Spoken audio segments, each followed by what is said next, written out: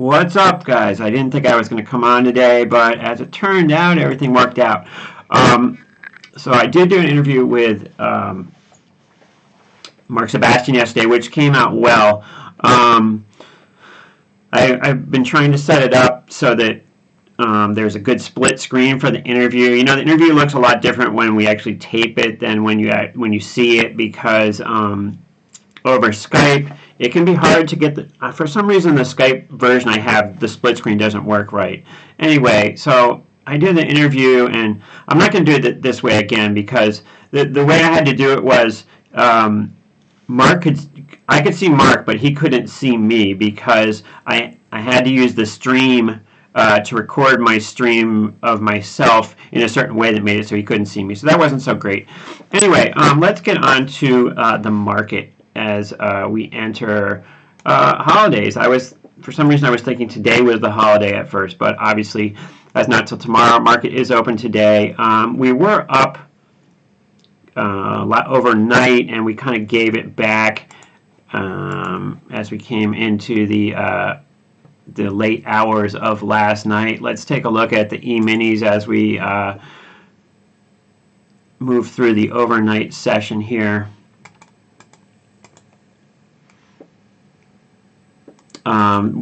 We did have a rally yesterday, and you know, it seems more that the rally is because of the announcement of Janet Yellen possibly than the president signing the GSA letter. That was a big deal. I think the markets liked. They figure Janet Yellen is business friendly, and here we can see kind of the fade that we got on the overnight session here. We've slowly moved lower. So here we have yesterday's price action with a high of 36.55, and we've kind of come off of that a little bit, but still looking pretty bullish. I wouldn't be surprised if the VIX was in more today,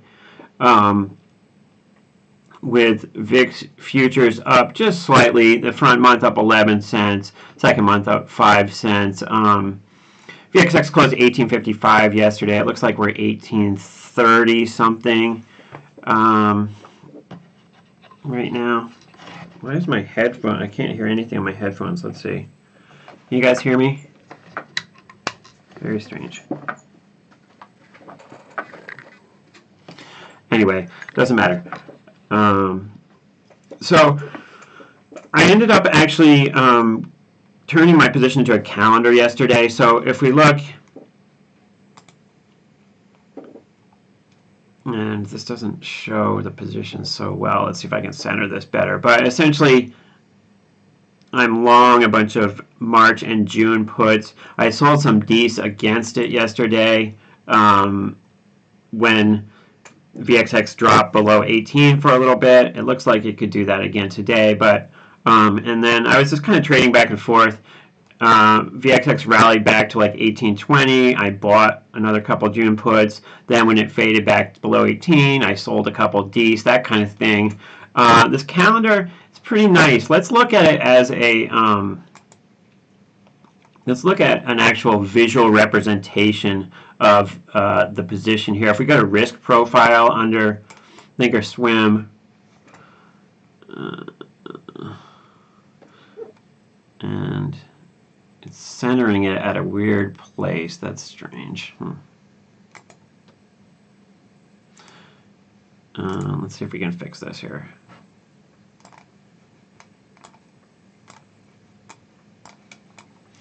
I'm wondering if that's because, let's see here. So well, let's go to VXX, sorry. So VXX,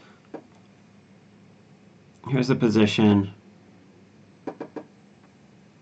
And I'm not quite sure why it's centering it at such a strange place, because it should be centered at the center price of this stock, which is 18. So I don't know why it's doing that, but anyway.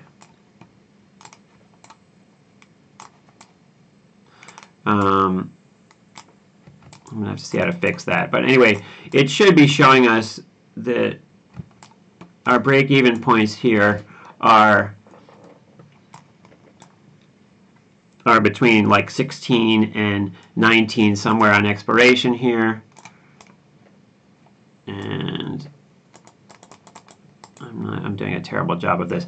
Anyway, if you look down here, you can see the Greeks, and I'm short 182 deltas here, but if it gets down to 16, I'm actually long deltas, collecting 30 bucks a day. So I kind of like this position. We've kind of stopped moving around as quickly as we were before, and this position collects 30 bucks a day. I'm leaning a little bit short. As long as we kind of stay in between, like between 16 and 20, we keep collecting those dollars. It's a relatively tame position, but it does have positive decay, which I like. And I apologize, I was modeling this risk profile thing on the computer in the other room, and it was working fine, so I apologize that I don't have it better together for this. I'm going to have to figure out how to work this a little bit better myself. But essentially, it's showing, this blue line up here is showing, you know, profit of over $1,000 by expiration if we stay in this area between like 16 and 18, and that's kind of the point of this. As you know, I like to move stuff around, change stuff around a lot. The danger with this position is that, you know, it cost me some commissions to put this position on. You know, I sold, I don't know, 35 contracts yesterday. It doesn't sound like a lot, but you know, each time you grind your position and churn your position, it costs you some money. So, you know, if you give up 100 bucks putting this position on, then $30 a day in decay, it takes you 3 days to make that commissions back, right? So, I'm going to try to limit the churning of positions, I would say. The VIX, as you'll see in the interview with Mark Sebastian, which I hope to have out later today, you'll see the VIX, we are at the lowest point since we started this whole spike thing, right? So February 19th was kind of the beginning of the spike, and we're at kind of at the lowest point since then, right? We got to 2055. Actually, I guess we haven't, we're not at the lowest point. The lowest point was 20. We haven't broken that yet in the VIX. Let's see, in VXX, I think. Yeah, but VXX, we have broken it. So we're at the lowest point in VXX since the spike, right? And the VIX, we're close to the low in the VIX, which is around 20. So we're wondering, when are we going to come off of this? When is the story going to be, all right, we're off of that spike, we're on to new things? It looks like we're kind of turning the page right now. A lot of what Mark Sebastian was talking about is that there's a likelihood that this stuff moves way lower in the next couple weeks. So be aware of that. There's no reason why we can't get back to 15. He was talking about, which is a little more aggressive than what I was talking about, but it's certainly a possibility. What's up, Dazbov? Yeah, up to 8% Contango. Did you guys, were you able to see the, I posted the video for members only. Hopefully you can pick it up. But I'm going to edit it and make it a little bit nicer. One of the reasons I came on today, I wasn't planning on coming on today, but one of the reasons I came on was, like, last time I posted a video, I just posted the same, you know, I posted the video for members, and then I just posted that instead of the daily video, and people were like, what? We already saw this. So I want to provide new content as much as possible, and today isn't the holiday, so I'm able to come on today. Tesla really moving remarkably higher, amazing. Every time I think that Tesla is going to be out of the spotlight, it moves higher again.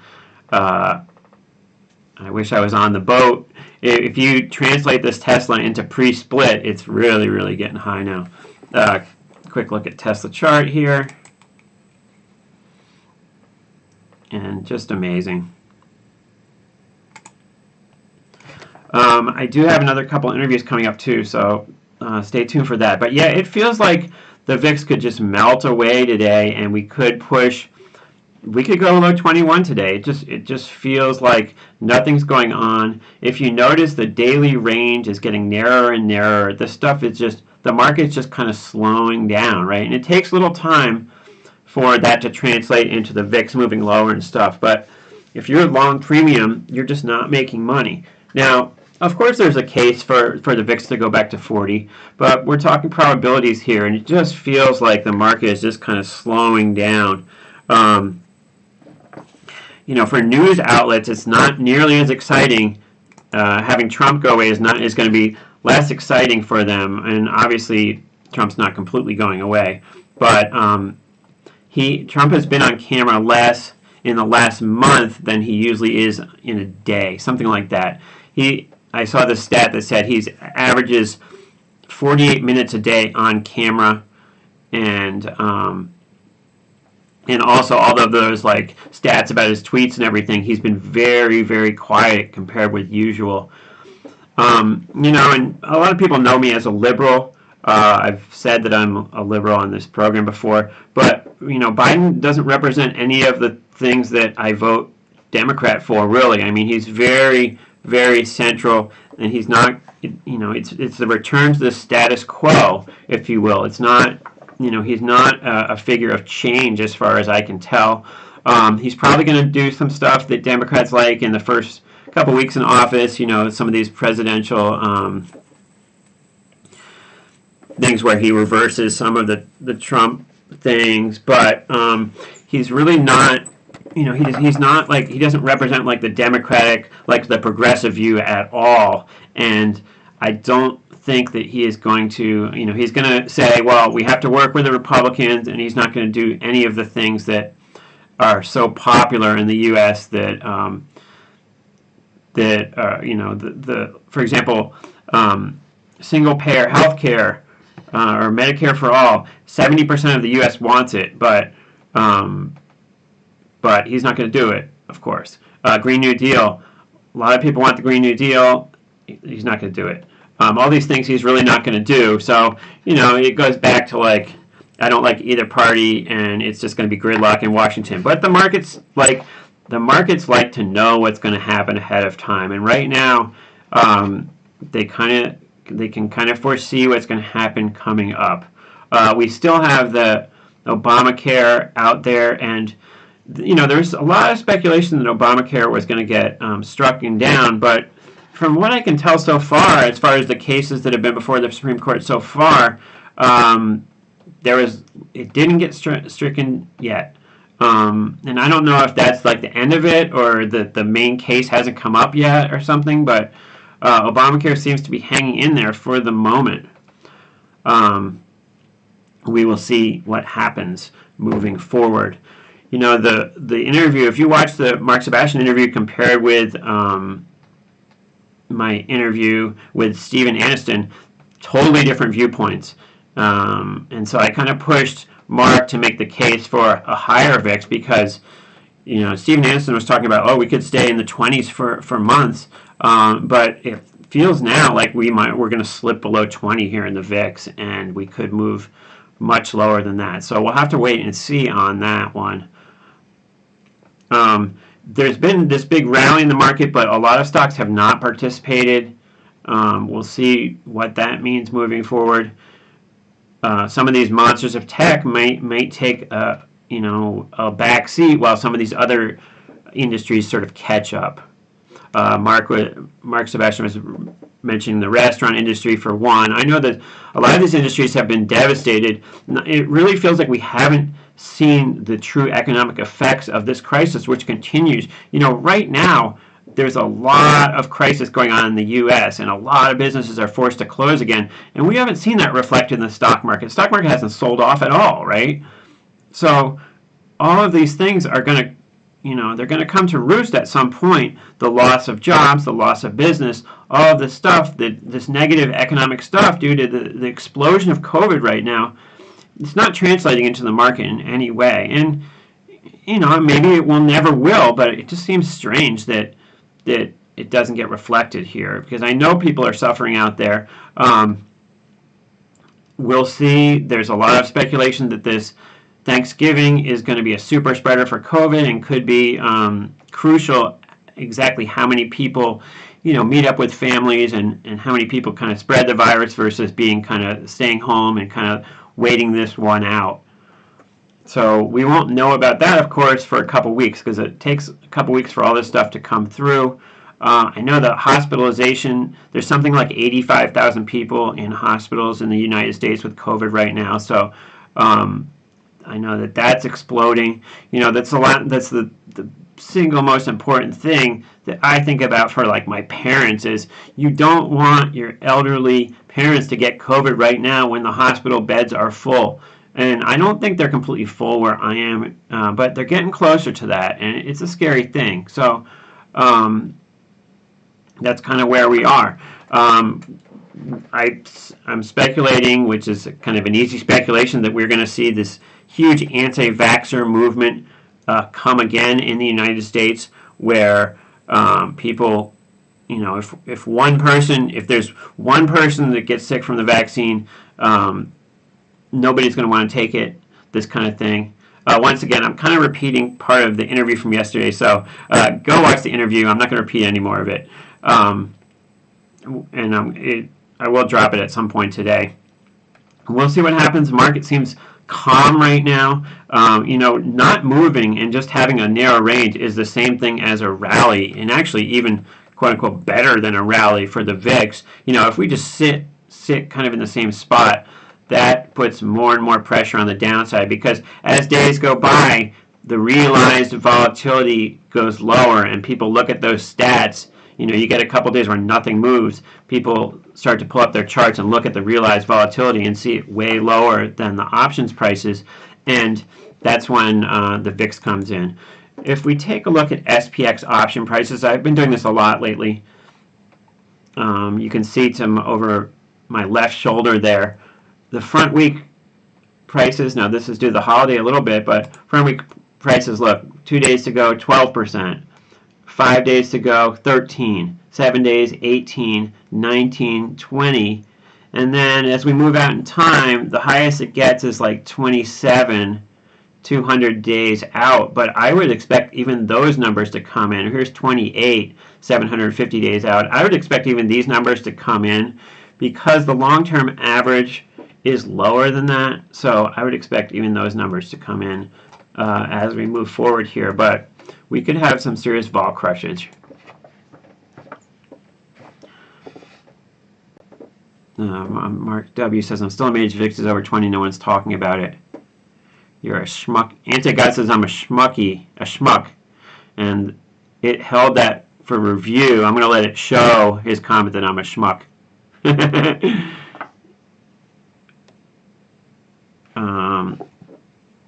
The stock market doesn't represent small businesses. Yes, indeed.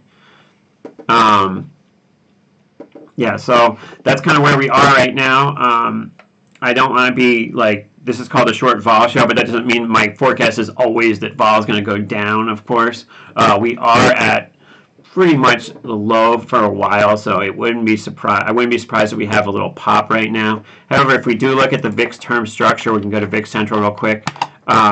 It looks very healthy right now, right? It doesn't look super extended. It's not like we're at 20% Contango or something. Yet at the same time, we're over 8% Contango, and there's room to move a little bit lower on this. We can, if the VIX spot goes lower, we'll start to see, there be Contango between all of these different futures moving up to the farthest one out. And it's really starting to look healthy here. Remember, each percentage point that we go into Contango, that's, if this moves up by 1 point, that's 12% more per year, right? Because this is a monthly figure. So 1% move is actually pretty big in the grand scheme of things. We'll see how this stays over time. If we do go to the Contango tab here, we can look and see where we've come from as far as Contango. So if I widen this out, this is since July. We just dipped just barely into, this was right at the time of the election. We dipped into backwardation just briefly, but now we're kind of building back up into Contango here. And remember, we're just at the beginning of the expiration cycle. A lot of times when you see these dips in Contango, it's because expiration occurred and the next month isn't isn't as much in Contango. But we've got a long time in the expiration cycle still, so we could see this number build, past 10 or 15. We'll have to wait and see. Maybe Dazboff and I will be playing that like 1% a day increase in Contango game on Twitter. But that's kind of where we are. Once again, be careful. Holiday week, illiquidity, and known for slowly drifting higher. That's what usually happens during this week.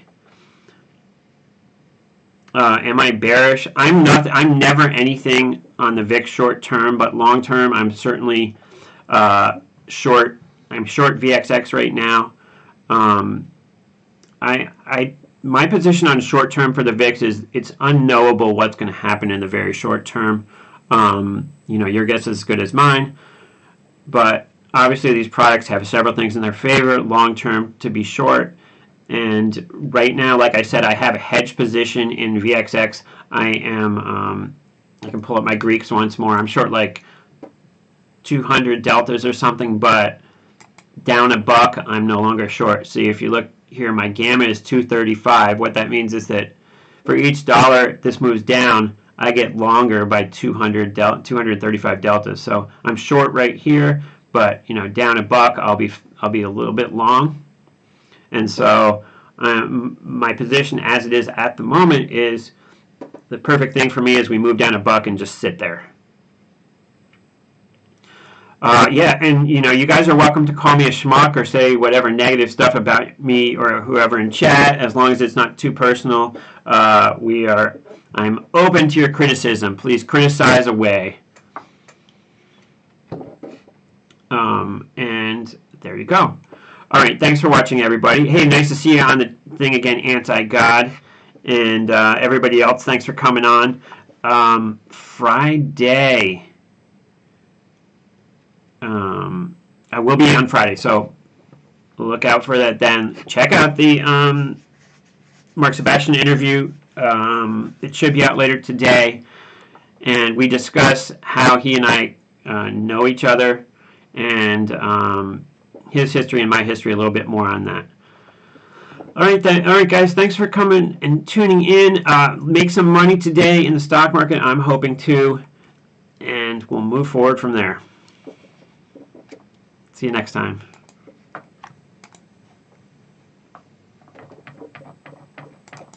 It's my